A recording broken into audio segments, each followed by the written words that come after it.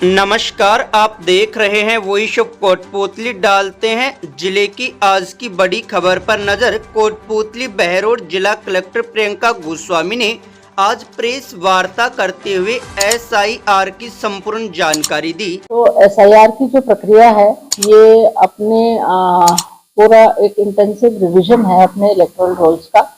तो जो पिछला SIR हुआ था वो करीब 20 साल पहले हुआ था। उसके बीच में हमारे रिविजन होते रहे, एडिशन डिलीशंस लगातार चलता रहा, पर ये एक पूरा इंटेंसिव रिवीजन है। इसके अंदर जो प्रक्रिया है वो 28 अक्टूबर से विधिवत चालू हो गई है। 27 अक्टूबर की रात को 12 बजे जो हमारी वोटर लिस्ट हैं वो फ्रीज हो गई हैं। As it is where it is condition में हमारी वोटर लिस्ट आ गई हैं। अब SIR की जो प्रक्रिया है ये एक तरह से मतदाता सूची का एक पूरी तरह से जो शुद्धिकरण है वो है, अपडेशन है, और पूरी पारदर्शिता के साथ इसको मतदाता सूची जो सामने आए वो पूरी तरह से अपडेटेड हो। एक कंटिन्यूस प्रोसेस है, उसको हम इस बार वापस करने जा रहे हैं। तो ये एक बड़ी प्रक्रिया है।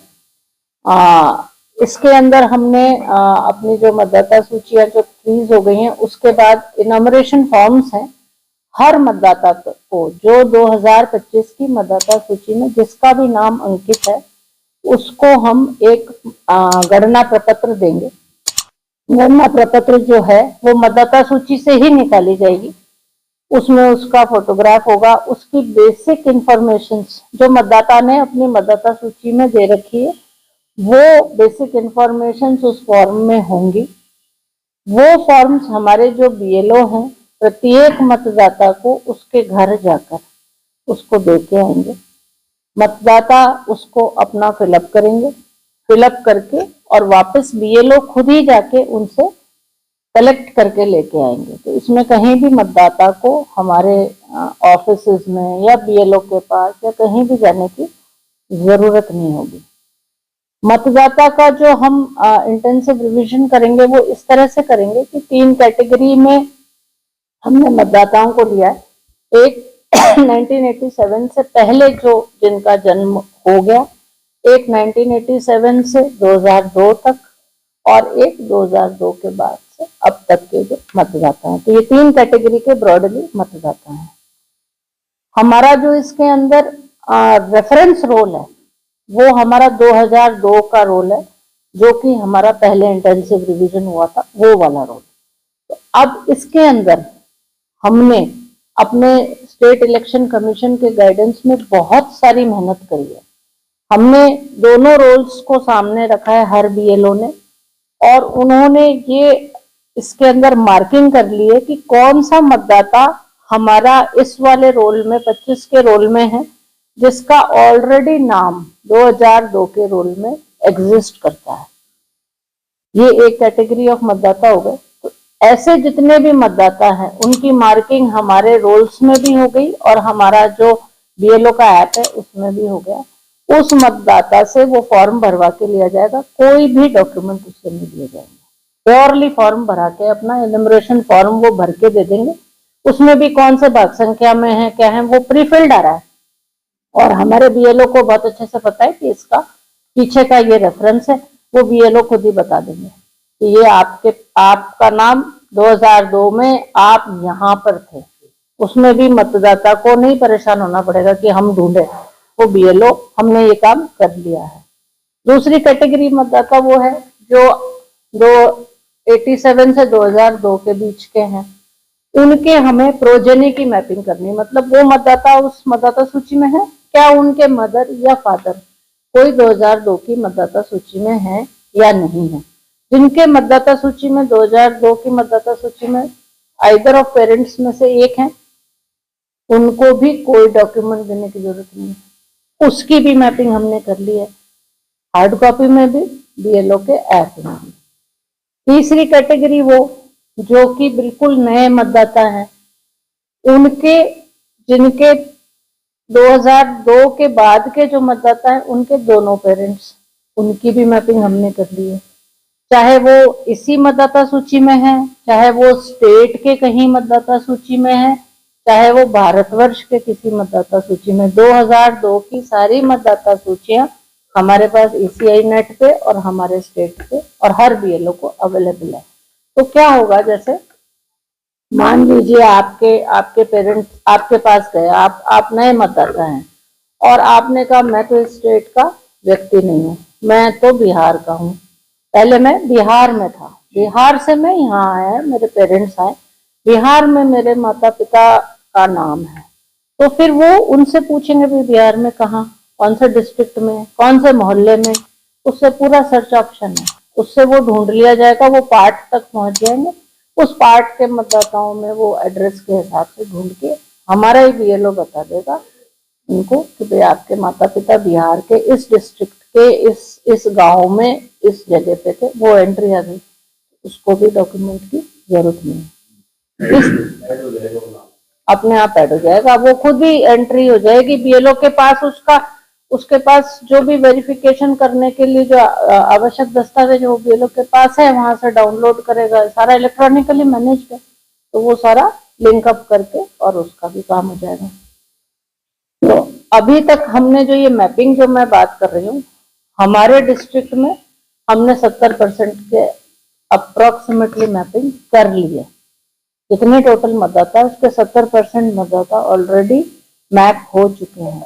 जो 30% मतदाता है, हमारी उम्मीद है कि हम उसको अगले 10-15 दिन में घर घर जाके करना पड़ेगा ये मैपिंग अब, क्योंकि क्या है, जो बाहर के हैं या दूसरे डिस्ट्रिक्ट के हैं उनसे पूछना पड़ेगा कि आप अजमेर में, जैसे मैं अजमेर में आपके पिताजी कहाँ रहते थे, वैशाली नगर रहते थे, वैशाली नगर में कहाँ रहते थे, यहाँ रहते थे, वो लिंकअप हम कर लेंगे। तो 80 से 90% लोगों की मैपिंग हो जाएगी, उसमें कतई कोई डॉक्यूमेंट की किसी भी चीज की आवश्यकता नहीं पड़ेगी हमें। जो 10 से 15% लोग रहेंगे उनसे डॉक्यूमेंट बेस्ड एक समस्या आती है, उसके अंदर हमारे पास में एक डिक्लेरेशन का फॉर्म है, डिक्लेरेशन फॉर्म में वो भर के देगा। मान लीजिए आज हमारे डीएम साहब है, इनका नाम दूसरे स्टेट में भी है और यहाँ भी है और अब तक चलता आ रहा है, और जब वो अपना एनुमरेशन फॉर्म भर के दे रहे हैं तो उसके नीचे डिक्लेरेशन है कि मेरा इस जगह के अलावा कहीं भी नाम नहीं है, ना मैं रखना चाहता हूँ, और अगर मैं रखता हूँ तो ये हमारे जो एक्ट है उसके तहत जो भी इसमें कार्रवाई है, क्रिमिनल ऑफेंस है, उसको हम फॉलो करेंगे।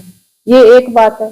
तो यहाँ तक की बात में तो अपने ये फॉर्म्स भर गए, सारे फॉर्म्स चले गए, जिसने सारे फॉर्म्स हमें वापस चाहिए, जिसने भी व्यक्ति ने फॉर्म वापस दे दिया, चाहे सही चाहे गलत, फॉर्म दे दिया, साइन करके दे दिया, अपने पहचान के साथ दे दिया, उसका नाम ड्राफ्ट रोल में आ जाएगा। एक सवाल है, वो हालांकि है थोड़ा सा अलग, ये आधार कार्ड से लिंक होकर नहीं हो सकता, जैसे किसी के बारे में पता करें तो जैसे आधार नंबर डाले तो पता लग जाए, वो खुद ही बता देगा, खुद ही बता देगा, वो खुद ही बता देगा कि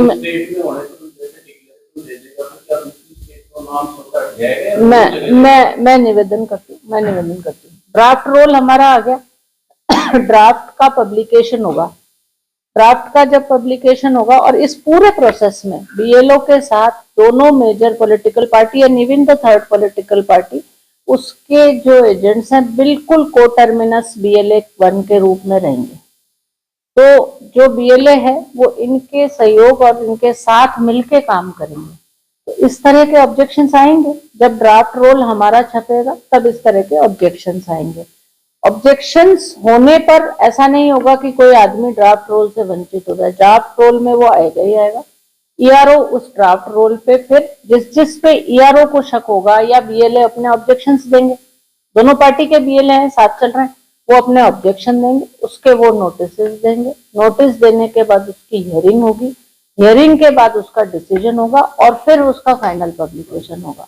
तो जो हमारे ये BLA साथ चल रहे हैं ना, ये हमारा वो काउंटर चेक करेंगे कि भाई इसका नाम दूसरी जगह है कि नहीं, और फिर ऑलरेडी सिस्टम में हमारे डुप्लीकेशन का प्रोसीजर रहता है, तो वो एक और चेक होगा। तो इस पूरे प्रोसेस में मल्टीपल लेयर्स ऑफ चेक्स हैं और enumeration forms with photographs with details आ रहे हैं। तो ऐसा भी नहीं कि हम किसी को बल्क में दे रहे हैं और वो भर के दे रहे हैं, जिसका नाम है उन्हीं को दे रहे हैं। तो ये पूरी जो प्रक्रिया है उसको पूरी तरह से इतनी पारदर्शी और इस तरह से बनाया गया है कि जो आम हमारा मतदाता है उससे कोई भी अननेसेसरी हम डॉक्यूमेंट्स की मांग नहीं करेंगे।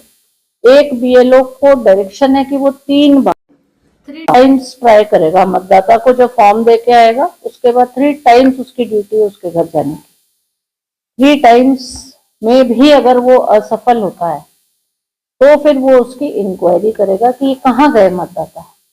फिर उसकी जो भी फाइंडिंग है उसको हम उसको फॉर्मेट देंगे कि शंकर लाल जी नहीं मिल रहे हैं घर में, शंकर लाल जी नहीं मिल रहे हैं तो वो दूसरी जगह चले गए या अब इस दुनिया में नहीं रहे। और ये सूचना मुझे किसने दी? शंकर लाल जी के पड़ोसी जिसका एपिक नंबर ये है, वार्ड पंच ने दी, वार्ड पार्षद ने दी, वो वेरीफाई करके पंचायत के नोटिस बोर्ड पे चस्पा करेगा। तो कोई भी मतदाता जिसका नाम छूट रहा है, वो नहीं मिल रहा है, उसकी इंफॉर्मेशन उस जगह पर होगी।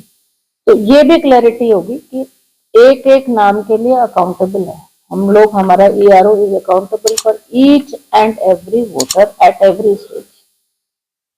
ये पूरी प्रक्रिया होगी। इसमें जो डुप्लीकेट वोटर्स हैं, शिफ्टेड वोटर्स हैं, डेड वोटर्स हैं, वो हटेंगे, या जो अपने नाम को हटाना चाहते हैं, शिफ्ट करना चाहते हैं, वो लोग हटेंगे। तो इसका जो टाइमलाइंस है वो ये है कि अभी हमारे जो downloading of the enumeration forms चल रही है, कल रात से शुरू हो गई। प्रिंटिंग प्रेस में ये फॉर्म्स हमारे होंगे, हम इसको डिस्ट्रीब्यूट करेंगे 4 नवंबर से लेकर के और 4 दिसंबर तक हाउस टू हाउस इन फॉर्म्स को देना और इनको वापस इनका कलेक्शन करना। कलेक्शन करके फिर ड्राफ्ट पब्लिकेशन करेंगे हम 9 दिसंबर को। 9 दिसंबर के ड्राफ्ट पर हम 9 दिसंबर से 8 जनवरी तक ऑब्जेक्शंस और ऑब्जेक्शंस का जो हम इनवाइट करेंगे। 9 दिसंबर से लेकर 31 जनवरी तक हमारे EROs ऑब्जेक्शंस की हियरिंग करके इसके ऊपर अपने फैसले देंगे और फाइनल जो पब्लिकेशन होगा वो 7 फरवरी को इसका फाइनल होगा। अगर अभी तक आपने चैनल को सब्सक्राइब नहीं किया है तो चैनल को लाइक, शेयर व सब्सक्राइब अवश्य करें। जिले की तमाम छोटी बड़ी खबरों को जानने के लिए बने रहे वॉइस ऑफ कोटपुतली के साथ। श्री बालाजी फिनसर्व, जहां मिलती है आपको वाहन बीमा, स्वास्थ्य बीमा, म्यूचुअल फंड, जीवन बीमा, फाइनेंस, साधारण बीमे की सभी सुविधाएं। कार्यालय बानसूर महाविद्यालय के पास, बाईपास रोड, बानसूर। मुख्य कार्यालय लालकोठी, कोटपुतली। अधिक जानकारी के लिए संपर्क करें 8302367656।